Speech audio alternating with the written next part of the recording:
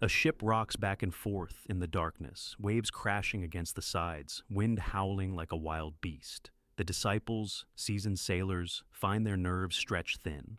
Suddenly, a figure appears on the water, walking towards them.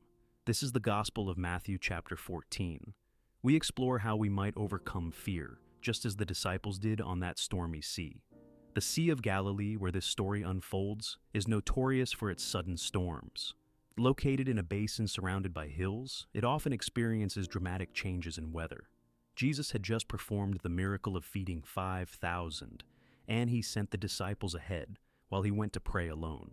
As darkness settled, the disciples found themselves in the midst of a tempest. In Jewish thought, the sea often symbolizes chaos, a fitting backdrop for what is about to unfold. As Jesus walks on the sea towards the terrified disciples, their fear is palpable.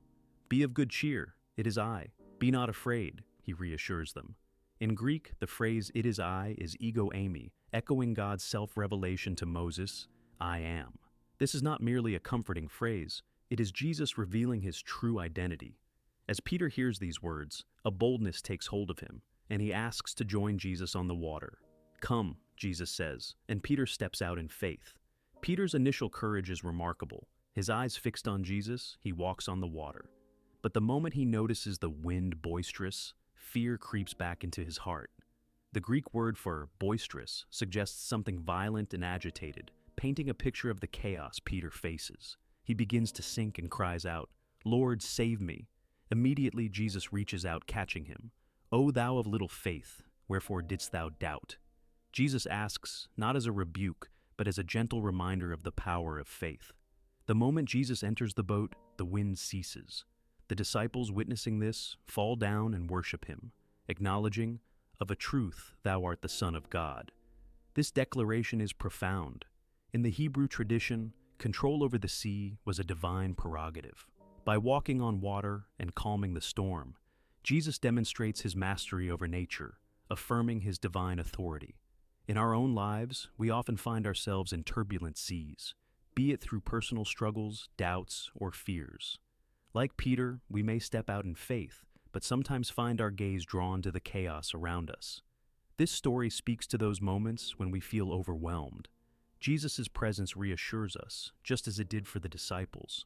Let us take a moment today to place our trust in him. We might find a quiet corner and reflect on his calming words, "Be not afraid." The historical context of this passage is rich. During the time of Jesus, the Sea of Galilee was a hub of fishing and trade. The disciples, many of whom were fishermen, would have been familiar with its unpredictable nature. Yet, even their experience could not shield them from fear when faced with the supernatural. The act of walking on water is significant in the Jewish context, as it echoes the parting of the Red Sea, where God demonstrated his power over nature.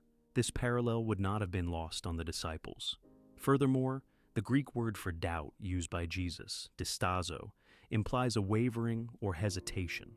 It is not a complete lack of faith, but a momentary lapse, a common human experience.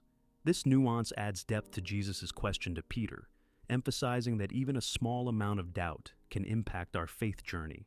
"O Lord, in the face of our fears, grant us the courage to step out of the boat. When we falter, stretch out your hand to catch us.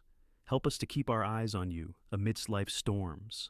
Let your peace fill our hearts and remind us of your constant presence. Amen."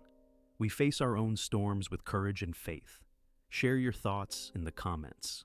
For more insights, the Hello Bible app has a wealth of resources. It's been wonderful to walk through this gospel together. Until next time, see you soon.